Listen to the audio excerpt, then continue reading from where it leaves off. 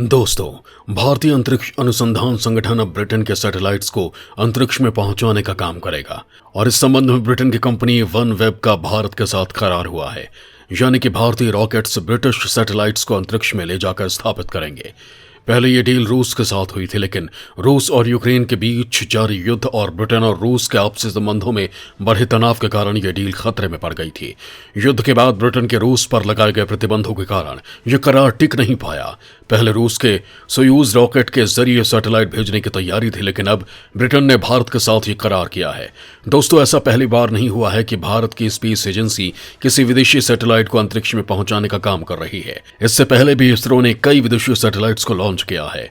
इन विदेशी सैटेलाइटों में अधिकतर लॉन्चिंग छोटे और मध्यम आकार के सैटेलाइट्स की होती है।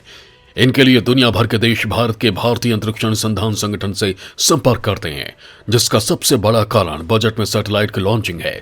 इसरो विदेशी स्पेस एजेंसियों के मुकाबले कम खर्चे पर सैटेलाइट लॉन्चिंग की सुविधा देता है। यही कारण है कि अमेरिका, ब्रिटेन और कनाडा जैसे देश भी अपने छोटे सैटेलाइटों की लॉन्चिंग के लिए इसरो से संपर्क करते हैं, जिसके चलते पिछले कुछ दशकों में भारत के स्पेस क्षेत्र में उसकी बढ़त काफी मजबूत हुई है। आंकड़ों के मुताबिक भारतीय अंतरिक्ष अनुसंधान संगठन ने 1975 से लेकर 2021 तक भारतीय मूल के कुल 129 सैटेलाइट्स और 36 देशों के 342 विदेशी सैटेलाइट्स को लॉन्च किया है। विदेशी सैटेलाइट्स की लॉन्चिंग से इसरो को अच्छी खासी कमाई भी होती है।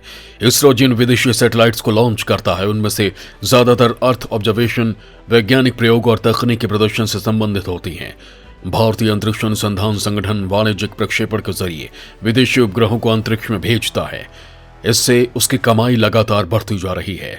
इसरो अपनी वाणिज्यिक इकाई न्यू स्पेस इंडिया लिमिटेड यानी NSIL के माध्यम से वाणिज्यिक आधार पर पोलर सैटेलाइट लॉन्च व्हीकल यानी PSLV में दूसरे देशों के सैटेलाइट लॉन्च करता आ रहा है। वहीं अब NSIL ने साल 2021 से लेकर 2023 के दौरान PSLV के जरिए 4 देशों के 6 सैटेलाइटों की लॉन्चिंग को लेकर करार किया है। वाणिज्यिक आधार पर इन विदेशी सैटेलाइट्स की लॉन्चिंग से लगभग 13.2 करोड़ यूरो का राजस्व प्राप्त होगा।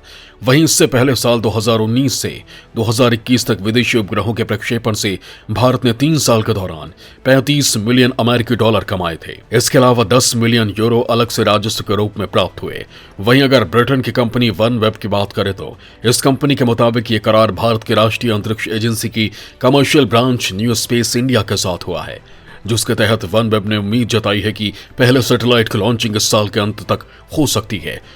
ये ब्रॉडबैंड इंटरनेट सैटेलाइट होगा। इसे भारत के पूर्व में स्थित आइलैंड श्रीहरिकोटा पर मौजूद सतीश धवन स्पेस सेंटर से छोड़ा जाएगा, जिसके लिए भारत के सबसे भरोसेमंद जियोस्क्रोनस सैटेलाइट लॉन्च व्हीकल यानी GSLV का इस्तेमाल किया जाएगा। वन वेब कंपनी का सबसे बड़ा शेयरधारक भारतीय समूह भारती ग्लोबल है। इसके अध्यक्ष सुनील भारती मित्तल वन वेब के कार्यकारी अध्यक्ष भी हैं। उन्होंने एक बयान में कहा कि न्यू स्पेस इंडिया और वन वेब की साझा महत्वाकांक्षा और विजन की बदौलत अंतरिक्ष में सहयोग के लिए ये एक और ऐतिहासिक दिन है। उन्होंने कहा कि लॉन्च योजनाओं पर यह सबसे हालिया समझौता वन वेब के नेटवर्क के विकास को बढ़ाता है, क्योंकि हम विश्व स्तर पर समुदायों को जोड़ने के अपने साझा लक्ष्य की दिशा में अंतरिक्ष उद्योग में एक साथ काम करते हैं। वन वेब ने अभी तक इस बात का खुलासा नहीं किया कि कितने भारतीय लॉन्च इस्तेमाल किए जाएंगे और न्यू स्पेस इंडिया के साथ उनका कितनी धनराशि का करार हुआ है। GSLV भी रूस के रॉकेट सोयूज के तरह 9 टन वजन को धरती की निचली कक्षा तक ले जा सकता है। इसका इस्तेमाल 2019 में भारत के चंद्रमा मिशन चंद्रयान 2 को भेजने के लिए किया गया था। इससे पहले भी भारत ने 2015 में 5 ब्रिटेन उपग्रहों को अंतरिक्ष में पहुंचाने का काम किया है। ब्रिटेन के इन उपग्रहों को भारतीय अंतरिक्ष एजेंसी के व्यावसायिक मिशन के तहत एक भारतीय रॉकेट 14 से 40 किलोग्राम भार वाले 5 ब्रिटिश उपग्रहों को लॉन्च किया गया था। भारतीय अंतरिक्ष अनुसंधान संगठन के मुताबिक ध्रुवीय उपकरण प्रक्षेपण यान 5 उपग्रहों को कक्षा तक ले जाने का काम किया था। ब्रिटिश उपग्रहों में 3 DMC-3 पृथ्वी की निगरानी करने वाले उपग्रह थे, जिनका वजन 447 किलोग्राम था। इन उपग्रहों को सूर्य से 647 किलोमीटर की दूरी पर कक्षा में स्थापित किया गया था। वहीं 2 उपग्रह CBNT-1 का भार 91 किलोग्राम और D ऑर्बिट सेल का वजन 7 किलोग्राम था। 2021 में इसरो ने ब्राजील के एमेजोनिया 1 प्राइमरी सैटेलाइट के साथ PSLV C-51 से 18 और सैटेलाइट लॉन्च किए थे। ये PSLV का 53वां मिशन था। PSLV C-51 एमेजोनिया 1 अंतरिक्ष विभाग के तहत सरकारी company new space India limited का पहला समर्पित वाणिज्यिक मिशन है। NSIL ने इस मिशन को अमेरिका की स्पेस फ्लाइट इंक के साथ वाणिज्यिक अनुबंधन के तहत पूरा किया था। एमेजोनिया 1 के साथ जिन दूसरी 18 सैटेलाइट को लॉन्च किया गया, उनमें 4 इसरो के Indian national space promotion and authorisation centre और 14 NSIL शामिल थे।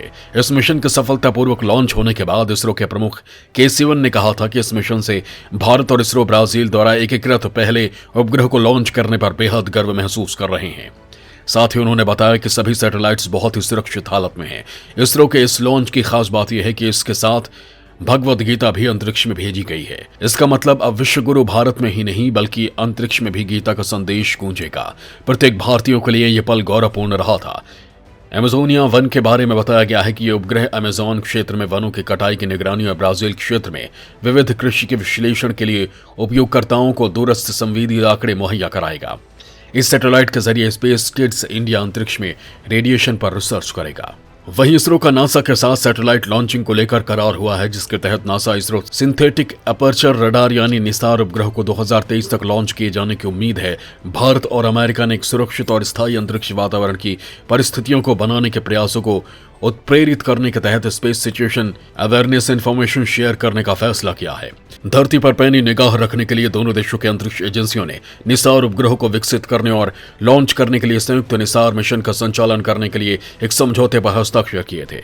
निसार इसरो और नासा के बीच एक संयुक्त पृथ्वी अवलोकन मिशन है, जिसका उपयोग ध्रुवीय क्रायोस्फीयर और हिंद महासागर क्षेत्र सहित पूरी पृथ्वी और वैश्विक अवलोकन के लिए किया जाएगा। इस मिशन का मुख्य वैज्ञानिक लक्ष्य ग्रह के बदलते पारिस्थितिक तंत्र, स्थलीय और तटीय प्रक्रियाओं, भूमि विरूपण और क्रायोस्फीयर पर जलवायु परिवर्तन के प्रभावों को समझ में सुधार करना है। निसार इसरो और नासा के बीच महत्वपूर्ण सहयोग परियोजनाओं में से एक है।